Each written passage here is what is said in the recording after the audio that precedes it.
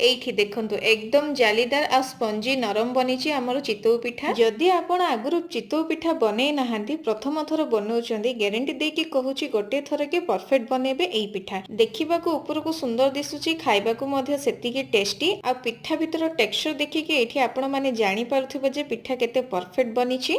प्रथमे गोटे ग्लास चाउल को भलसे धोईकी कभर करिकी 4 रु 5 घंटा पय बतरिबा पय छाडी दबा। एबे आमे मिक्सिंग जार बतुरा चाउल नडिया बासना पय दुईटा अळेइच देई पूरा चिक्कण करिकी बाटी आनिबा। ध्यान रखिबे कम पानी रे बाटिबे। एबे बेटर रे अल्प टिके पानी देईकी फॉर्मेट हबा पय छाडी दबा राती सारा। एठी देखंतु हमर बेटर केते बढ़िया भाबरे फुलीची। एबे एथिरे लूण गोलमरीच गुंड पान मधुरी मिठा पय चीनी पिठा हमर स्पंजी आ तुळा भली नरम हबा पय हाफ चमच बेकिंग पाउडर देई हमर बेटर को भलसे मिक्स कर दबा।